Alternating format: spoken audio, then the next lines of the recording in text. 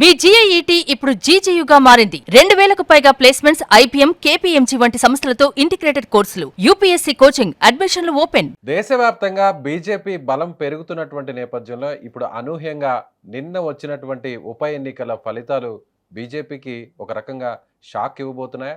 జరిగినటువంటి 3 ఉప ఎన్నికల్లో 2 చోట్ల బీజేపీ ఓడిపోవడం జరిగింది. అది కూడా బీజేపీ అధికారంలో ఉన్నటువంటి రాష్ట్రాల్లో ఇక్కడ ఓడిపోవడం అంటే భవిష్యత్తులో బీజేపీ మీద ఉన్నటువంటి ఆదరణ తగ్గేటువంటి అవకాశానికి ఇదొక ప్రమాద హెచ్చరిక కాబోతుందా? దీని గురించి తెలుసుకునే ప్రయత్నం చేద్దాం. మనతో పాటు ఉన్నారు ప్రముఖ రాజకీయ విశ్లేషకులు ప్రశాంత్ గారు. ప్రశాంత్ గారు నమస్తే అండి. నమస్తే విజయ్ గారు. నిన్న వచ్చినటువంటి ఫలితాలు, మొదటిది దేశవ్యాప్తంగా కూడా ఎన్నికల వ్యూహకర్తగా పేరు తెచ్చుకున్నటువంటి ప్రశాంత్ కిషోర్. ఆయన బీహారు ఉప ఎన్నికల్లో పంకీపూర్ నుంచి 19,000 మెజార్టీతో గెలుపొందడం జరిగింది. అలాగే బీజేపీ కంచుకోట మీద ఆయన గెలుపొందడం జరిగింది. అలాగే మధ్యప్రదేశ్లో కూడా బీజేపీ ఓడిపోయినటువంటి పరిస్థితి. అంటే దీన్ని ఎలా చూడాలి? 3 చోట్ల 2 చోట్ల బీజేపీ ఓడిపోయిందంటే ఇది భవిష్యత్తుకు ఒక సంకేతం అనుకోవచ్చా? ఖచ్చితంగా విజయ్ గారు.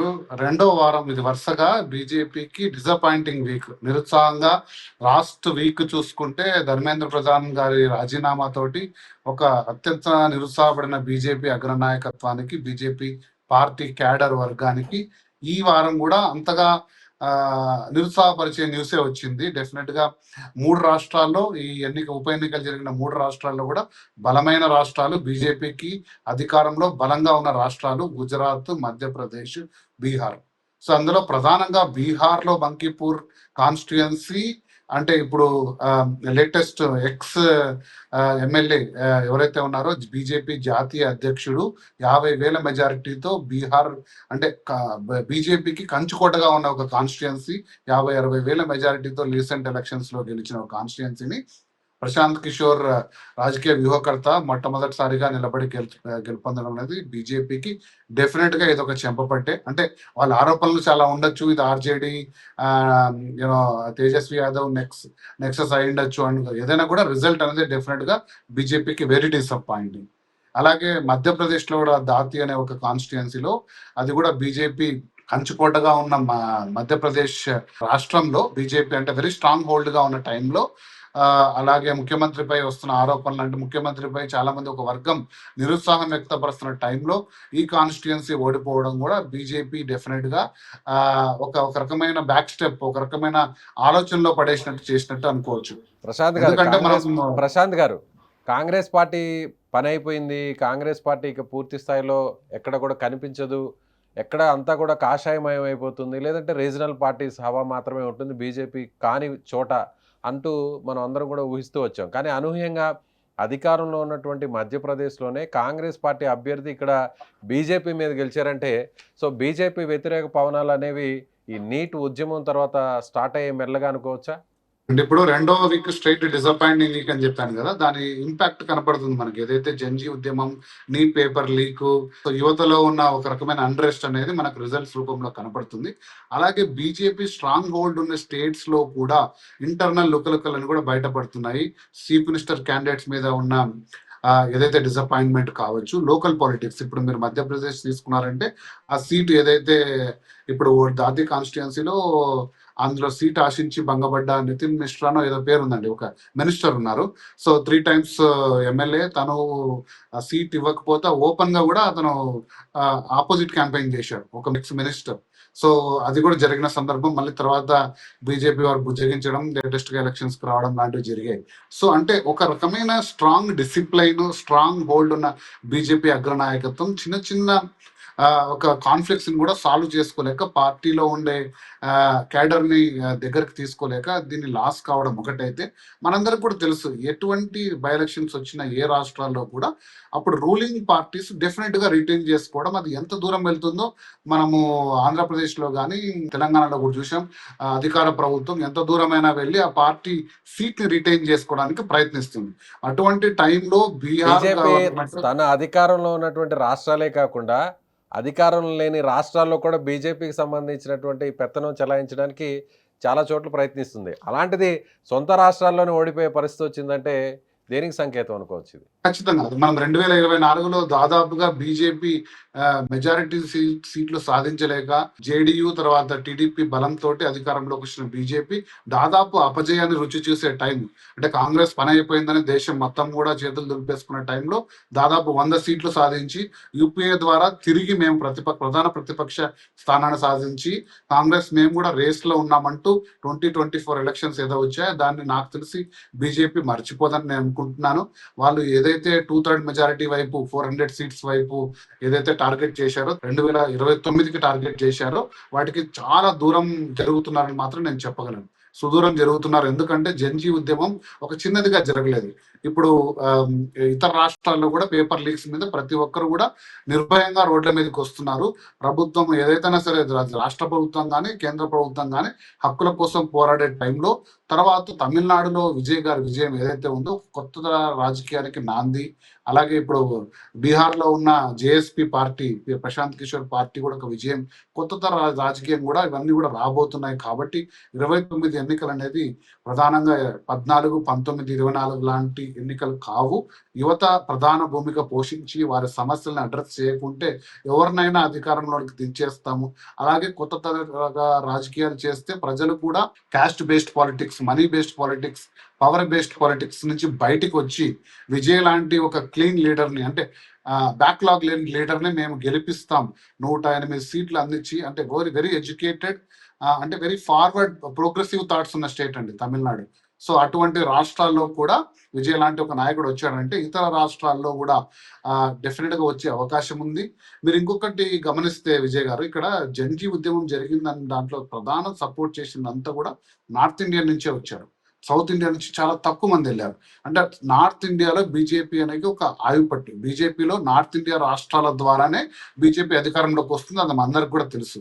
ఈరోజు సౌత్ ఇండియా తీసుకుంటే తెలంగాణ, కేరళ, కర్ణాటక ఆల్మోస్ట్ మన సౌత్ ఇండియన్ స్టేట్స్‌లో తమిళనాడులో బీజేపీ అధికారంలో లేదు.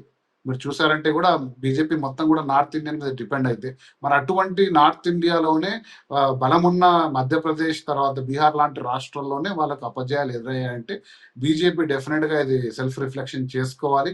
ఇది చేసుకోకుంటే 1-2 వీక్లో డిసప్పాయింటింగ్ న్యూస్ ఇంకా రాబో రోజుల్లో కూడా పెద్ద పెద్ద డిసప్పాయింటింగ్ న్యూస్లు వినే అవకాశం ఉంది బీజేపీకి. బట్ అగ్రనాయకత్వం ఇన్ని ఏళ్లుగా నడిపించుకుంటున్న అగ్రనాయకత్వం డెఫినెట్గా వీటి మీద ఫోకస్ చేస్తుంది. జాతీయ నాయకత్వంలో కూడా మార్పు వచ్చింది. కొత్త నాయకుడు వచ్చాడు.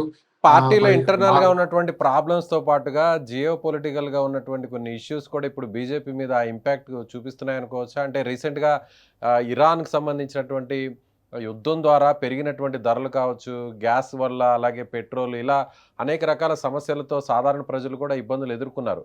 సో దాని ప్రభావం కూడా ఈ ఫలితాల మీద చూపించింది అనుకోవచ్చా? ఖచ్చితంగా. ఎందుకంటే మీరు చూసారంటే జెన్‌జీ ఉద్యమం ద్వారా జరిగిన ఒక మంచి ఏంటంటే, మన విద్యార్థులకు రాబో రోజుల్లో రిఫార్మ్స్ ఒకటైతే, రైతు ఉద్యమం మొదలవ్వబోతుంది. ఎందుకంటే యూఎస్‌తో జరగబోతున్న ట్రేడ్ డీల్‌లో అగ్రికల్చర్ ప్రొడక్ట్స్, డైరీ ప్రొడక్ట్స్ కూడా టారిఫ్‌లు రద్దు చేసి మనం ఇంపోర్టర్ అనేది ఒకసారి వెసులుబాటు ఇస్తే, ఆల్రెడీ మీరు చూసారంటే కాటన్ ఉంది. 11% ఇంపోర్ట్ డ్యూటీ ఉన్న కాటన్‌ని జీరో చేసి అమెరికా నుంచి ఇప్పుడు అందరూ కూడా విరివిగా ఇంపోర్ట్ చేసుకుంటుంటే లోకల్‌లో కాటన్‌కి మద్దతు ధర అనేది పడిపోయింది. అలాగే ఇతర డైరీ ప్రొడక్ట్స్ పాలు, పెరుగు, క్రీము, నెయ్యి, తర్వాత కూరగాయలు, తర్వాత మష్రూమ్స్ ఇలాంటి ప్రొడక్ట్స్ కూడా అమెరికా నుంచి 0% ఇంపోర్ట్ డ్యూటీతో రాగలిగితే దేశీయంగా కూడా రైతులకు చాలా పెద్ద నష్టం వచ్చే అవకాశం ఉంది. కాబట్టి ఒక పెద్ద ఉద్యమం లేవబోతున్న టైంలో దానికి కొంచెం పాజ్ చేసి పెట్టారు.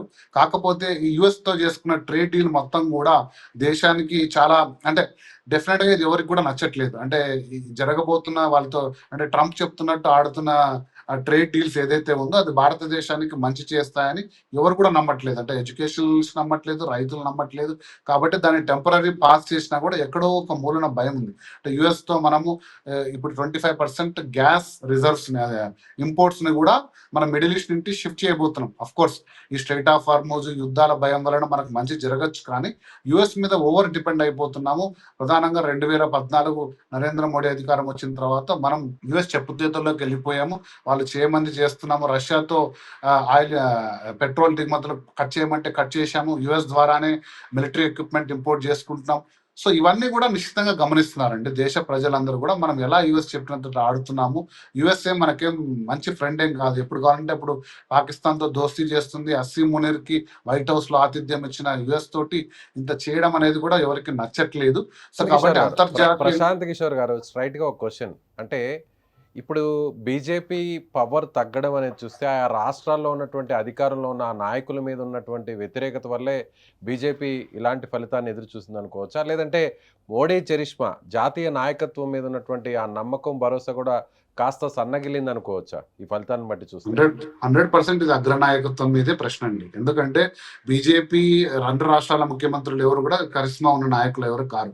ముఖ్యమంత్రి ఆయా సామ్రాట్ రాష్ట్రాలకు చౌదరి సంబంధించిన శాసనసభ ఉప ఎన్నికలు కదా, ఎక్కడ కూడా ఇది ఉప లోక్సభ ఎన్నికలు అయినా స్థానాలు. కూడా సీఎం అభ్యర్థుల్ని రీసెంట్ గా మార్చారు. మధ్యప్రదేశ్ లో అయితేనేమి, బీహార్ లో అయితేనేమి రీసెంట్ గా మార్చారు. వారంత కరిష్మా ఉన్న నాయకులు సొంతంగా అధికారం అంటే ఇప్పుడు అట్లీస్ట్ మనం కాంగ్రెస్ రాహుల్ గాంధీ, ప్రియాంక గాంధీ, సోనియా గాంధీ గురించి మాట్లాడినా ఇక్కడ రేవంత్ రెడ్డి అంటే సొంతంగా నాయకత్వం అంటే వహించి కాంగ్రెస్ ని అధికారం తేవడంలో ప్రధాన భూమిక పోషించిన నాయకుడు. అటువంటి ముఖ్యమంత్రులు ఎవరు కాదండి. రెండు రాష్ట్రాల్లో కూడా ఇది అధినాయకత్వం ద్వారా నియమింపబడిన వాళ్ళు. సామ్రాట్ చౌదరి అయితే రీసెంట్ గా నితీష్ కుమార్ ఏప్రిల్లోనే ఆయన ప్రమాణ స్వీకారం చేశారు. తీసుకొచ్చారు. కాబట్టి ఇది ఎవరు కూడా లోకల్ నాయకత్వానికి ప్రెజర్ కావచ్చు. ఎందుకంటే మధ్యప్రదేశ్ లో కూడా చీఫ్ మినిస్టర్ పైన ప్రెజర్ ఉంది. కానీ బీజేపీ ఎప్పుడు కూడా సెంట్రల్ నుంచే ఇంపాక్ట్ చేసింది. అంటే కాంగ్రెస్ లాగానే. కాంగ్రెస్ రీసెంట్ గా కొంచెం మార్పు వచ్చిండొచ్చు, కానీ కాంగ్రెస్ ఎప్పుడు అధినాయకత్వం డైరెక్షన్ లోనే వర్క్ చేస్తుంది. ముఖ్యమంత్రుల్ని మనం చూసాం కర్ణాటకలో కూడా అలా తీసేసి అలా మార్చేస్తారు. సో అటువంటి సేమ్ లక్షణాలే బీజేపీలో కూడా ఉన్నాయి. కాకపోతే వెరీ డిసిప్లైన్డ్ ఉంటారు. సో కాబట్టి ఇది బీజేపీ అధినాయకత్వం. ఇంకోటి కూడా నేను చెప్పాను, ఈ కాన్స్టిట్యుయెన్సీ ఏదైతే ప్రశాంత్ కిషోర్ గారు గెలిచారో కాన్స్టిట్యుయెన్సీ డైరెక్ట్ గా బీజేపీ సెంట్రల్ బీజేపీ పార్టీ అధ్యక్షుడు అండి. బీజేపీ పార్టీ అధ్యక్షుడు వెకేట్ చేసి ఆయన 5 సార్లు గెలిచిన కాన్స్టిట్యుయెన్సీ. మరి ఇక ఆయన మొత్తం పార్టీని దిశానిర్దేశం చేయాల్సిన వ్యక్తి తన సొంత కాన్స్టిట్యుయెన్సీలోనే గెలిపించుకోకపోతే ఆ అధినాయకత్వం పైన మొరల్ దెబ్బతింటుంది. కాబట్టి ఇది డెఫినెట్ గా అధినాయకత్వం పైన ప్రెజరు లోకల్ లీడర్షిప్ కి కొంచెం ఉన్నా కూడా ఇది దేశం మొత్తం. మనం ఈ రోజు తెలుగు రాష్ట్రాల్లో దీనిపై చర్చిస్తున్నామంటే ఎందుకు చర్చిస్తున్నాము? మనకు దేశీయ నాయకత్వం పైన ఏదన్నా ఆశ నమ్మకం సన్నగిలుతుందా, వారి మద్దతు తగ్గుతుందా అనే అంశం మీద చర్చిస్తున్నాం. ఇది దేశం మొత్తం కూడా చూస్తుంది. ఇది సెకండ్ డిసప్పాయింటింగ్ వీక్. బీజేపీ దీని నుంచి లెసన్స్ తీసుకొని తిరిగి రాష్ట్రాల్లో పుంజుకుంటుందా, లేదా గ్రాఫ్ డౌన్ అవుతుందా, లేదా కొత్త తర రాజకీయము జెన్జీ రాజకీయం బీజేపీని ఎరుకన పెట్టబడుతున్నాయి అనేది మనం రాబో వీక్స్ లో డెఫినెట్ గా డీప్ గా అనాలిసిస్ చేద్దాం.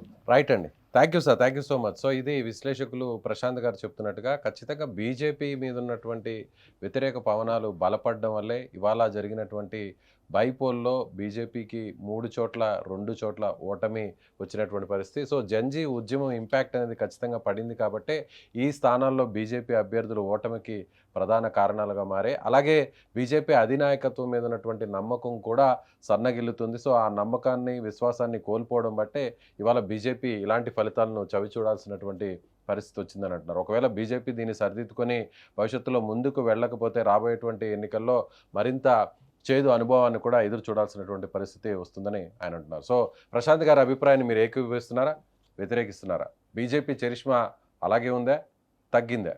మీ అభిప్రాయాన్ని కామెంట్ బాక్స్లో తెలియజేయండి. Thank you.